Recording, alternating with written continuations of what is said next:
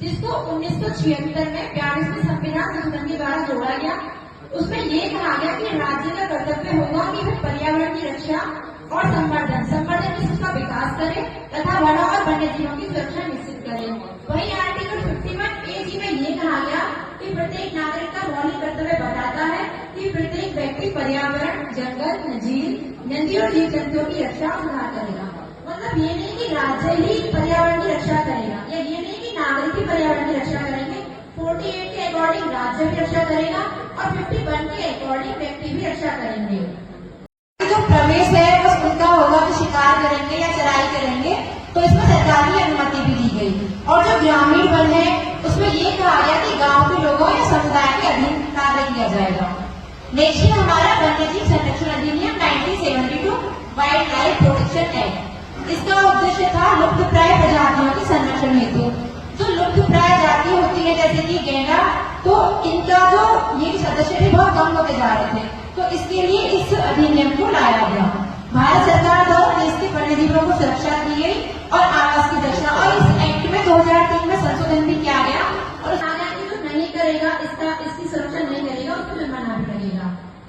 हमारे देश में कई सम्मेलन भी हुए पर्यावरण से रिलेटेड, जैसे कि स्टॉकहोम सम्मेलन है 1972 का है। ये सबसे पहला विश्व का सम्मेलन था। और एक पृथ्वी शिखर सम्मेलन जो कि 1992 का है, एक क्योटो प्रोटोकॉल जो कि 1997 का है। इसमें कहा गया कि जो ग्रीन हाउस गैसों के गैस है उसके उत्सर्जन को कम किया जाए। नेक्स्ट है हमारा जल प्रदूषण निवारण एवं नियंत्रण अधिनियम जो कि 1974 का है। तो इसका उद्देश्य था कि जो जल प्रदूषण है उसको रोका जाए। जल प्रदूषण में क्या है, जैसे कि जो नदी का पानी है या झील का पानी है, तालाब का पानी है, तो उसकी स्वच्छता की जाए। और केंद्रीय एवं राज्य प्रदूषण नियंत्रण बोर्ड का गठन भी इस अधिनियम के अंतर्गत किया गया था। नेक्स्ट बात करें वन संरक्षण अधिनियम 1980 की फॉरेस्ट कंजर्वेशन एक्ट। इसका उद्देश्य था वनों के गैर वन कार्यों में उपयोग पर रोक, जैसे कि वृक्षों की कटाई होती है तो वो कटाई रोकी जाए और भूमि उपयोग परिवर्तन किया जाए। इसमें सेंट्रल गवर्नमेंट ने परमिशन दी थी। नेक्स्ट वायु प्रदूषण निवारण एवं नियंत्रण अधिनियम जो कि 1981 का है।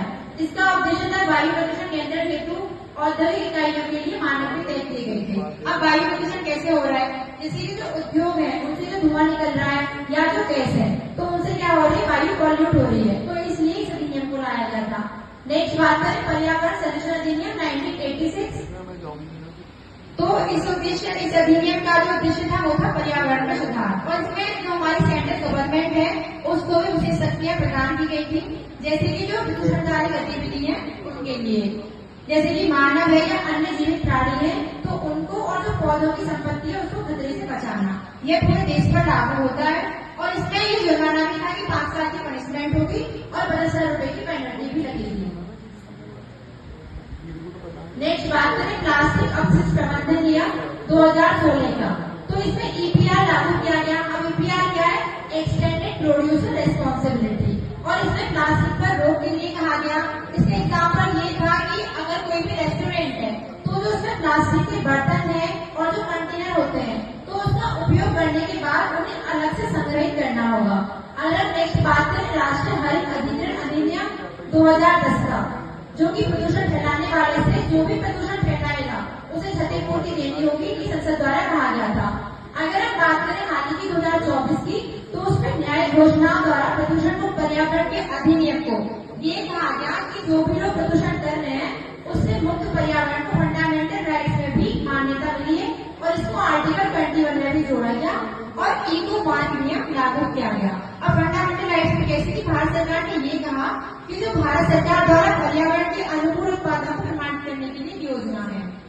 एक महत्वपूर्ण केस है एमसी मेहता बनाम भारत संघ का, जो कि 1985 का केस है। इसमें जो एमसी मेहता ने एक पीआईएल सुप्रीम कोर्ट के लिए दायर की थी। इसमें जब वो फर्स्ट टाइम ताजमहल देखने जाते हैं तो उन्होंने वहाँ देखा कि जो फैक्ट्री है उसके आसपास वहाँ से जो पॉल्यूशन निकल रहा है उससे क्या हो रहा है, ताजमहल येलो कलर का होता जा रहा है। तो इसके लिए उन्होंने पीआईएल दायर की। तो सुप्रीम कोर्ट ने इस पे कहा कि all factory shift to natural gas, मतलब जो भी गैस निकल रही है वो सारी फैक्ट्रीज है वो नेचुरल गैस में शिफ्ट हो जाएंगी।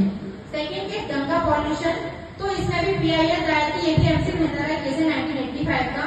इसमें गंगा एक्शन प्लान लाया गया जो शहरों और कारखानों ट्रीटमेंट का प्लान बनाना था। बात करें भोपाल केस की, जो 1984 का केस है, इसमें कहा क्या गया है, जहरीली गैस थी जो कि मिथाइल आइसोसाइनेट था। तो इससे क्या हो रहा था, बहुत ज्यादा लोग परेशान हो रहे थे, तो इसमें मुआवजे की भी बात की गई। अब ये तो हम सभी जानते हैं, 8th क्लास में पढ़ते हुए भी आए हैं कि पर्यावरण का अर्थ क्या है। परि के चारों ओर और आवरण में घेरे हुए, मतलब चारों ओर से घेरे हुए। तो जो पर्यावरण है वो उसमें हमें चारों ओर से घेरे, जैसे हरियाली है, पेड़ पौधे है, वायु है, तो ये पर्यावरण है। अब अंत में मैं कहना चाहूंगी कि संविधान हमें अधिकार देता है जीने का, और पर्यावरण हमें साधन देता है जीने के लिए। अधिकार और साधन दोनों की रक्षा करना ही हमारा संवैधानिक दायित्व है और नैतिक कर्तव्य है। धन्यवाद।